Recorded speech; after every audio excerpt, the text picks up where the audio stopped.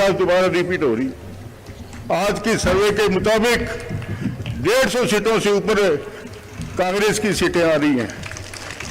अगर हम राज में भागीदारी रखेंगे तो निश्चित तौर से इस इलाके का और विकास होगा। आप भाइयों का मैं बहुत एहसानमंद हूं। आपने मुझे 4 दफा एमएलए बनाया। अगर अब की दफा भी एमएलए बना दोगे तो कांग्रेस का पंजा बन जाएगा।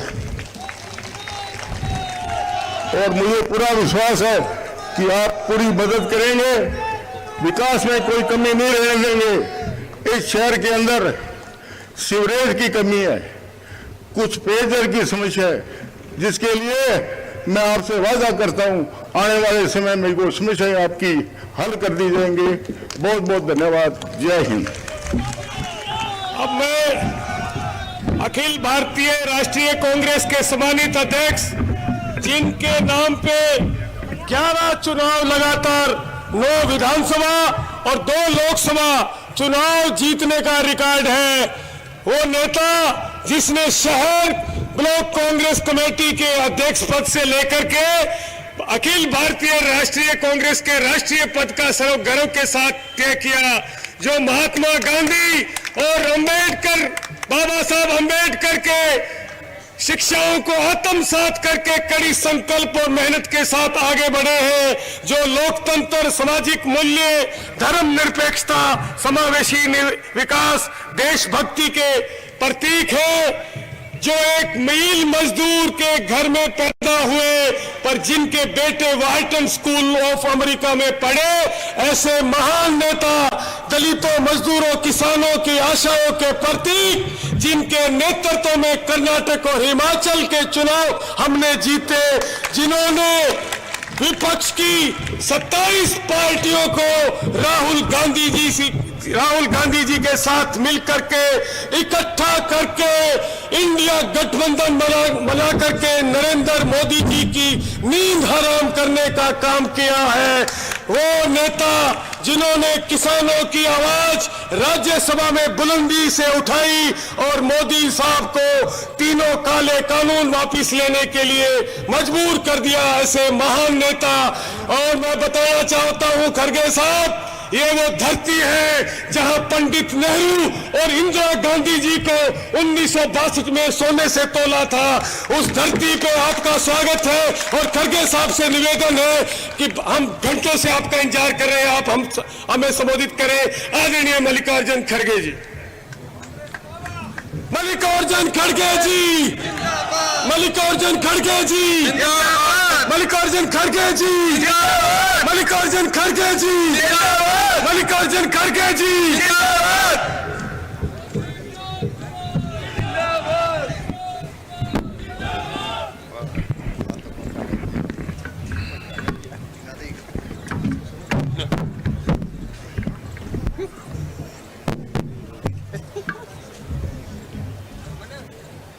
इस भारी सभा में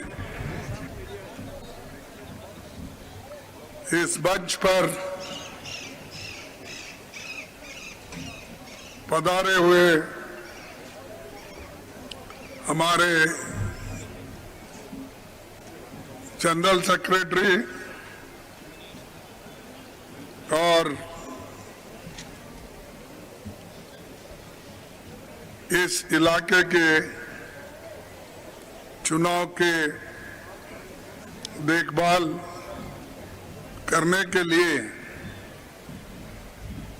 महीनों से मेहनत करने वाले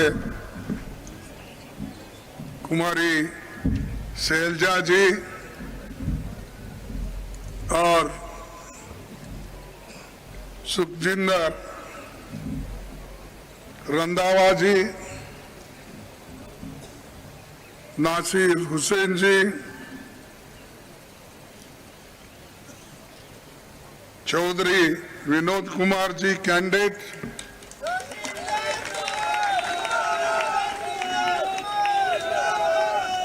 प्रताप सिंह बाजवा जी, सुरेंद्र दादरी जी, भारत राम मेघवाल जी, मंच पर बैठे हुए सारे नेतागण, पार्टी के सभी पदाधिकारी, कार्यकर्ता मित्रों और किसान भाइयों, बहनों, माताओं, मीडिया के मेरे दोस्तों, मैं इस विशाल जनसभा में आपका सबका मेरे पार्टी की ओर से स्वागत करता हूं और चंद बातें मैं आपके सामने रखूंगा। हनुमानगढ़ एकता और भाईचारे का एक बहुत बड़ा केंद्र है। यहाँ के मेहनती किसानों का देश और विदेश में भी चर्चा होती है। यहाँ पर आपने कहा बहुत से लोग दिलदार हैं जो पंडित जवाहरलाल नेहरू जी को और इंदिरा जी को सोने में तोला था। तो इतने विशाल हृदयी लोग, देश के लिए लड़ने वाले लोग, खून बहाने वाले लोग इस हनुमानगढ़ के गांव में, एरिया में जो है और हमारे देश के लिए कुर्बानी देने वाले लोग भी यहाँ हैं। तो इसलिए मैं आप सबको सलाम करता हूँ, क्योंकि ये जो हिम्मत आपके पास है, इस हिम्मत से ही भारत एक रहा है और एक साथ मिल के काम करने का ये एक बहुत बड़ा शहर है। आज चुनाव में हर लोग आते हैं, अपने में अपने विचार रखते हैं, अपनी अपनी बातों को कहते हैं, लेकिन वो लोग, उनको पूछना चाहिए भाई उन्होंने देश के लिए क्या किया और हनुमानगढ़ के लिए उन्होंने क्या किया। ये प्रश्न आप पूछना चाहिए।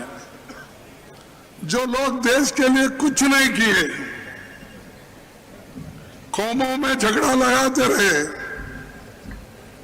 धर्मों में झगड़ा लगाते रहे और कांग्रेस पार्टी को गालियां देना एक ही काम उनका है। क्योंकि एक प्रधानमंत्री, एक होम मिनिस्टर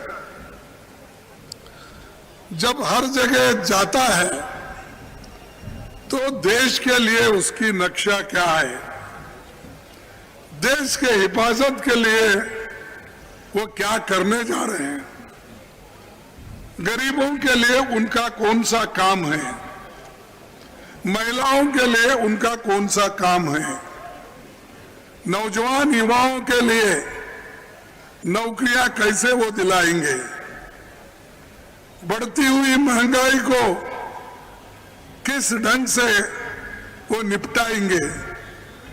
ये तो कौन बोलना चाहिए? ये तो हुकूमत करने वाले हुक्मरान बोलना चाहिए।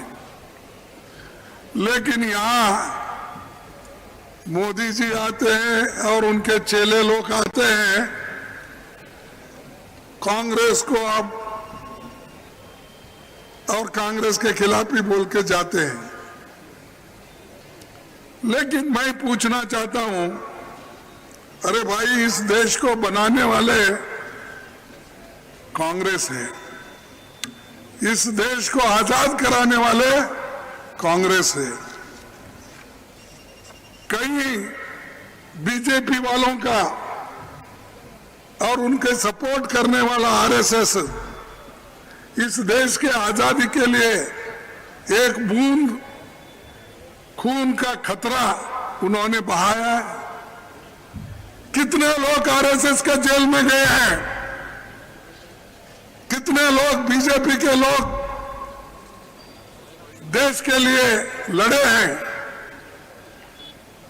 लड़ने वाले, आजादी दिलाने वाले कांग्रेस, महात्मा गांधी जी से लेकर सभी, पंजाब, हरियाणा, कर्नाटक, महाराष्ट्र, मध्य प्रदेश, उत्तर प्रदेश, वेस्ट बंगाल, ये सभी स्टेट में कांग्रेस के लोग ही लड़े, मरे, सूली पे चढ़े और देश को आजाद बनाए। और पंडित जवाहरलाल नेहरू जी और डॉक्टर बाबा साहब अम्बेडकर ने मिलके इस देश के संविधान को बनाया। इसीलिए तो आप सभी को वोटिंग का अधिकार है। महिलाओं को एक ही वोट, पुरुषों को भी एक ही वोट, युवाओं को एक ही वोट, गरीबों के लिए भी एक ही वोट और अमीर से अमीर आदमी को भी एक ही वोट। उसकी कीमत भी एक ही। ये देने वाले कौन है? कांग्रेस पार्टी के नेताओं ने दिया है। और तुम हमारे वोटों पर आकर हुकूमत करने वाले हमको डराते हो, कांग्रेस को गालियां देते हो, इंदिरा गांधी जी को गालियां देते हो, राहुल गांधी जी को गालियां देते हो, जवाहरलाल नेहरू जी का नाम भी नहीं लेते, महात्मा गांधी जी का नाम नहीं लेते, अंबेडकर का नाम अब ले रहे हैं। नहीं तो इनके ऑफिस में अंबेडकर की फोटो आज भी नहीं है, पहले भी नहीं था। अब अंबेडकर अंबेडकर बोल रहे क्योंकि दलित लोग जागृत हुए हैं। दलितों को मालूम हुआ उनका हक क्या है और उनके हक कैसा लेना। आज दलित, पिछड़ा, आदिवासी सभी लोग जागृत होकर महिलाएं पूछ रहे हैं। तब इनको याद आया डॉक्टर अंबेडकर का, वोटिंग के लिए अंबेडकर का याद आया। मोदी जी 2014 से पहले कितने बार अंबेडकर के फोटो, अंबेडकर जयंती बनाई थी। आज भी वे अपने सर पे गांधी जी का फोटो नहीं रखते उनके ऑफिस में, वो मजबूरन सरकारी दफ्तरों में लगा लेते हैं। और ऐसे लोग देश का अभिमान हमको सिखाते हैं।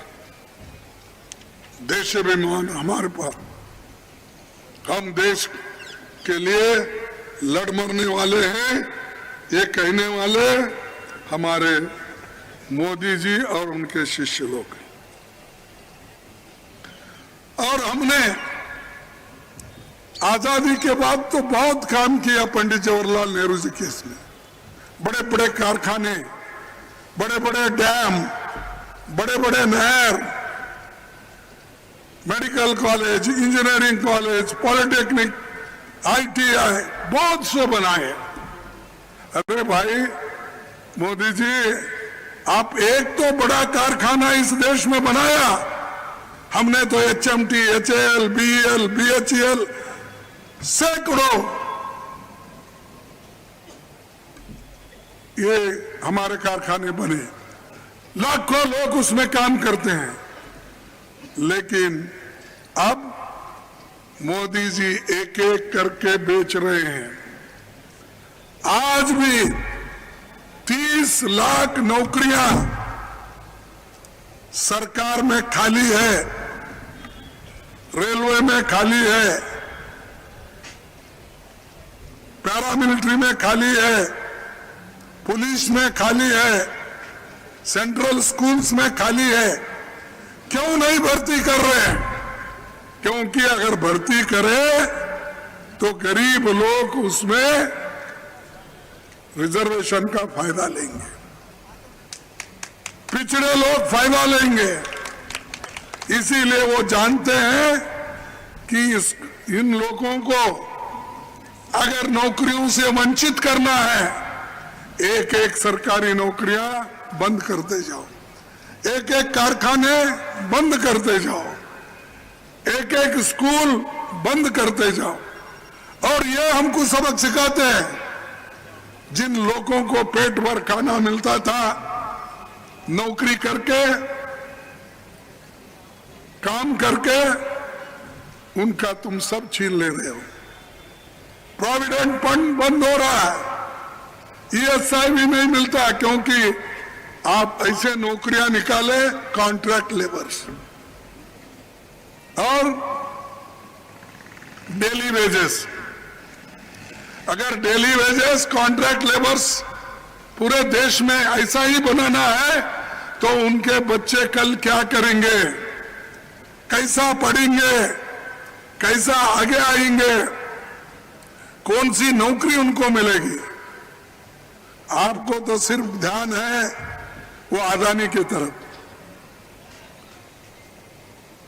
वो अंबानी के तरफ, बड़े बड़े अमीर लोगों को और अमीर बना रहे हो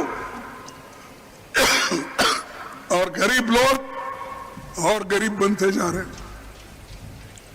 लेकिन हम हमेशा गरीबों का ख्याल रखते हैं।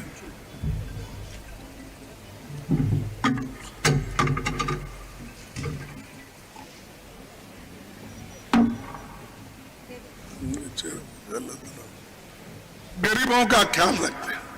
हमारी सरकार, कांग्रेस की सरकार, गहलोत के नेतृत्व में, और ये जो कांग्रेस के जितने भी एमएलए है, एमपी से कार्यकर्ता है, उनके आशीर्वाद से सब जगह स्कूल, रास्ते, इरिगेशन ये काम कर रहे हैं। और खासकर हनुमानगढ़ जिले में 5 साल में सरकार बहुत शानदार काम की है या नहीं? मैं एक एक गिनता हूं, आप सच है झूठ है। मेडिकल और नर्सिंग कॉलेज बने या खेती किसानी का कॉलेज बना, टाउन हॉल, डिस्ट्रिक्ट पार्क बने, सड़कें, कहीं रेलवे अंडरपास बने, ये सब बन रहे हैं। और वही ये सब कांग्रेस के जमाने में बन रहे और बने हैं। शिक्षा में शानदार काम हुआ, गरीब कमजोर परिवारों के बच्चे अंग्रेजी स्कूल में पढ़ रहे हैं। उसी लड़कियों की शिक्षा में तरक्की हुई है। इंदिरा रसोई में 8 रुपए में भरपेट भोजन मिल रहा है।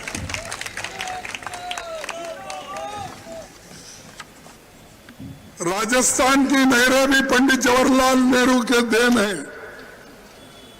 यहाँ की नहरों में प्रदूषित पानी और कुछ दूसरी दिक्कतों की भी बात सामने आई है।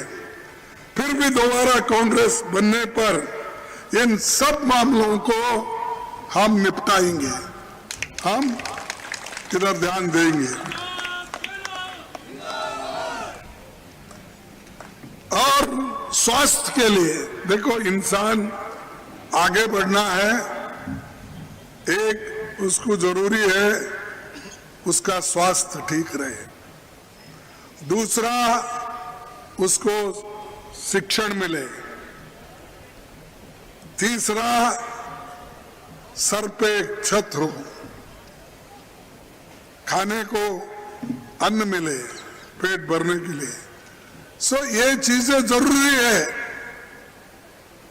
और ये जरूरी काम है हम कर रहे हैं, और लोगों में झगड़ा लगाने का काम मोदी साहब कर रहे हैं।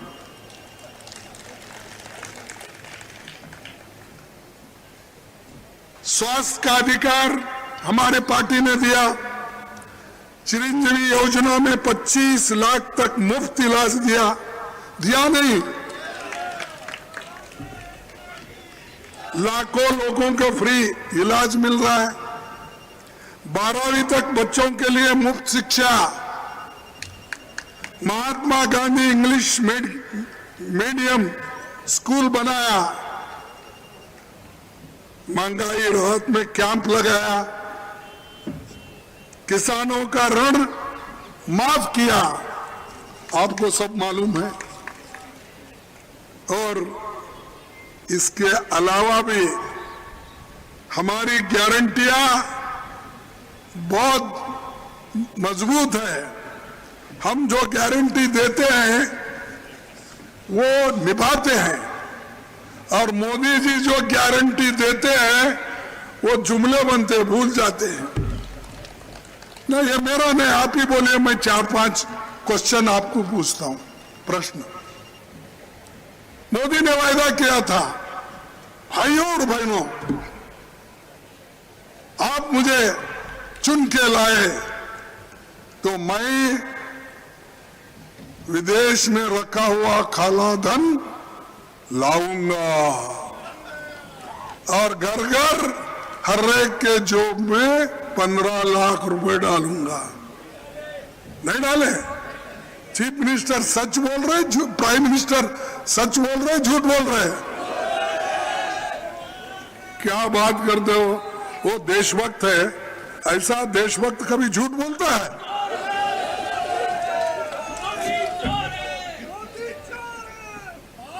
अच्छा ठीक, ऐसे शब्दों में नहीं बोलना, गुस्से में आ जाते हैं। तो ये एक हो गया। तो दूसरा उन्होंने बोला, भाई सब इतने युवा बैठे हैं, इन युवाओं को उन्होंने क्या कहा? नौजवानों को मैं ये कहता हूं, अगर मैं सत्ता में आया, हर साल 2-2 करोड़ नौकरियां दूंगा। बोले या नहीं बोले? हाँ बोले। तो वो सच है कि आप झूठ है? वो झूठ है। तो मैं अगर झूठ बोला तो कोई तकलीफ नहीं ना? अगर मैं उनको झूठा बोला, कोई एतराज है लोगों को? नहीं है। फिर तीसरा बोले, क्या बोले? हमारे किसान भाइयों का आमदनी मैं 2 गुना करूंगा। बोले या नहीं बोले? मैं तो नहीं बोला, कांग्रेस नहीं बोली, उन्होंने ही बोला किसानों का आमदनी दुप्पट करूंगा, 2 गुना करूंगा। ये कहा उन्होंने, कहा ना? ठीक है। चौथा उन्होंने कहा फर्टिलाइजर, यूरिया, ये इसके दाम पूरा कम करूंगा। अरे भाई, अब तो पैसे दिए तो वो काले बाजार में नहीं मिल रहा, हाँ? और ये किसी को दिया भी नहीं, और बोलते गए किसानों के लिए देता हूं। इनके जमाने में तो किसान दिल्ली के बॉर्डर के ऊपर 750 लोग मर गए, और एक सेंट्रल मिनिस्टर का बेटा जीप से कुचल के किसानों को, 4 किसानों को मार दिया। तो ऐसे लोगों को आप वोट देंगे? नहीं। तो अब ये उनके बहुत ऐसी गारंटियां हैं। और बाद में जब पूछे वो होम मिनिस्टर को, साहब ये सब आप बोल रहे हैं, फिर कब इसका इम्प्लीमेंट, अनुष्ठान करेंगे? तब उसने बोला, अमित शाह, अरे भाई ये इलेक्शन के जुमले हैं। बोला या नहीं बोला? देखो, ऐसे लोग आज हुकूमत कर रहे हैं जिन्होंने अनेक वायदा किए, झूठ बोले, लोगों को फंसाए, युवकों को फंसाए। इसीलिए उन्होंने जो वायदे किए थे वो तो खत्म हो गए।